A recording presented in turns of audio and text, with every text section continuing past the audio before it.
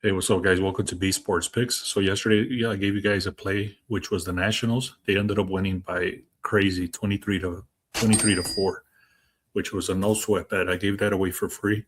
If you're missing out on the free picks, go to the link in the description, click on free picks. So I did send this out to the community earlier today. I said there was a big weekend announcement. We have the Netflix crew that's going to be coming out to Winnable. They're doing a documentary on sports betting, things like that. I've met with these people, with the top cappers from Winnable. And whenever we meet these people, the people in the community that are paying for the picks have made more money. So I did an offer this morning.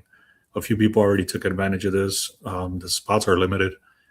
Make sure you take advantage. The 1 year pass is normally $2,000. I'm doing that for $250. So make sure you check that out. I'll put the link in the pinned comments. I'm going to walk through 3 plays in baseball today. I do really like one of them. The other 2 are kind of questionable.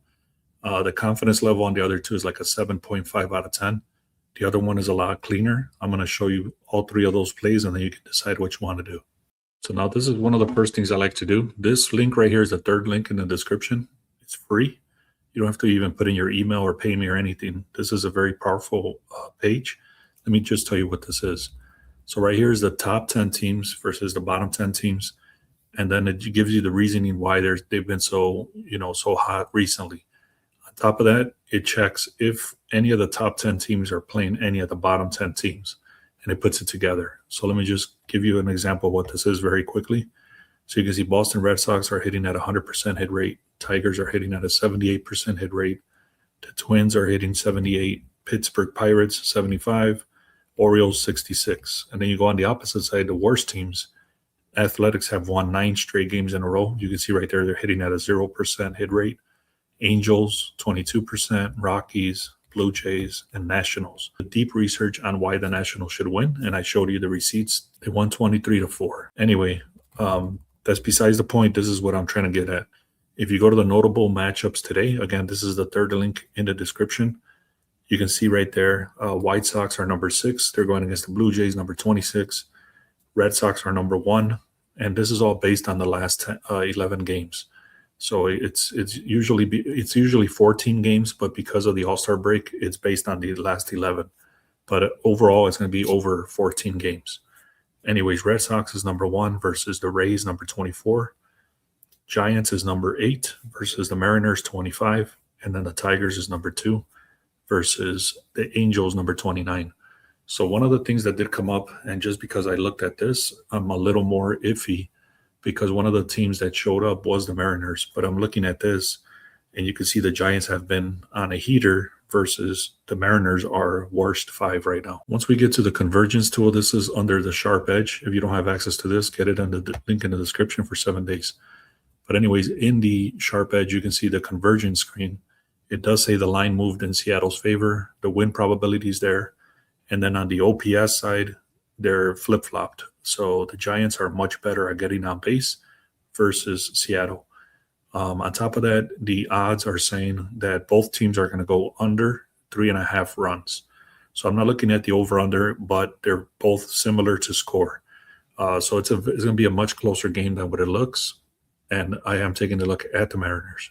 Here's the projections very quickly. Pittsburgh Pirates is supposed to win. The Cubs is supposed to win. Blue Jays is supposed to win. Reds, Astros, Diamondbacks, Red Sox, Braves, Pirates again. I think they're doing a makeup game for yesterday, which was canceled. Dodgers is supposed to win this easily.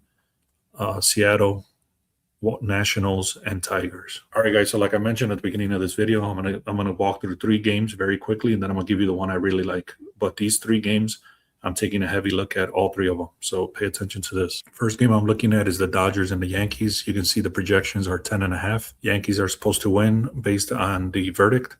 We got the starters. They're pretty even with Sheehan and Weathers. Available bullpen is somewhat decent at a 3.37 and a 4.02.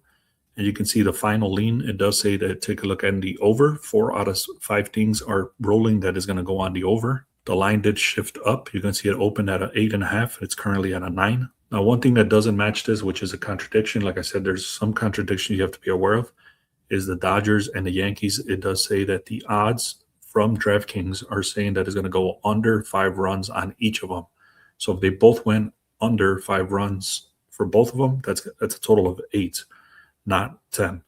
So that's a contradiction on the over. We do a quick analysis on the pitching. It's somewhat decent. They're not horrible. You can see it's a C grade and a B grade. What we like to see is when we're looking on the over, you want to see bad pitching and good batting. That is not the case in this game. Bullpen is also very good, so that's another risk. So like I said, there's multiple risks in this game. On top of that, the batting is not great. So there is a lot of things that are pointing on the over, but it is a risk because the batting is not great and the pitching is somewhat decent and the bullpen is also very good. So again, I will let you decide what you want to do on this game.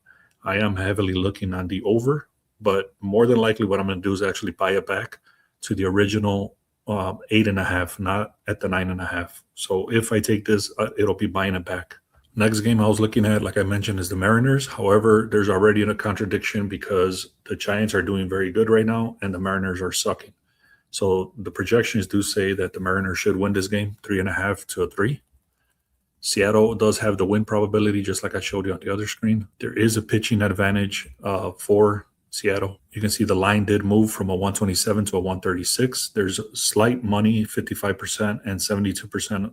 So 55% of the bets, 72% of the money is coming in on Seattle. So it is kind of going in the same direction as the public. You can see the prop market does say that the under on 3.5 runs for both of them. So there is no lean as far as the odds go.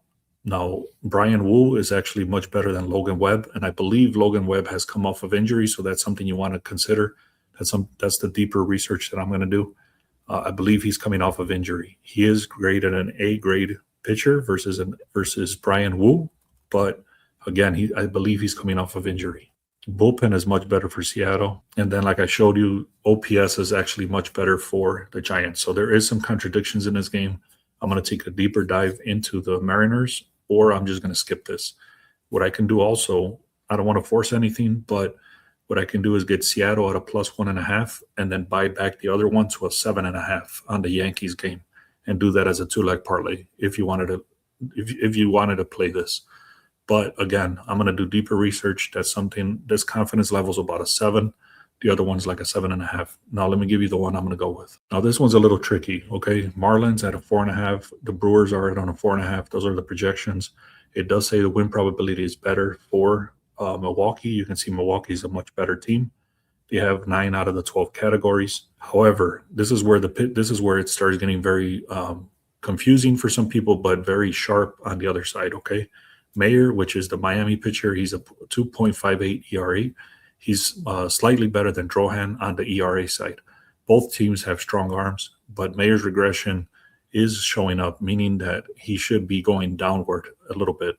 Both pens are comparable, so both teams on the bullpen, once they get the starters out, the bullpen is very similar on both of them. Now, you can also see Milwaukee's line actually shifted away from them, even though they have 82% of the bets and 50% of the money. So if that many bets came in, why is this line actually going in the reverse favor towards Miami? Now, in the last 12 games, 66% on Miami. They've been winning. Now, here's the other one. On the props market, it does say that Miami should be scoring at least 4 runs or over 4 runs, and Milwaukee's saying under 5 runs. So it is a flip-flop. Again, a contradiction towards Milwaukee. Max Mayer is a much better pitcher, just like I showed you. Just based on the numbers, he's won 9 games. He's only lost 1 game. 3.57 FIP. ERA is a 2.58. Bullpen is very similar to each other, just like I mentioned. So the way I'm taking that game, instead of relying on the bullpen, I'm going to rely on how heavy Max Mayer is for Miami. So I don't want to just risk the entire game. What I'm going to do is, this is the play, guys, is going to be Miami on the first 5 innings. That's the play I'm going with. Thank you guys so much, man. I really appreciate you guys. We're about to hit 5,000 subscribers. So if you haven't done so, make sure you click on subscribe. Check out the link in the pinned comment. And if you want the Sharp Edge, it's free for 7 days. Also, check out the links in the description. Thank you so much. Let's have a great day.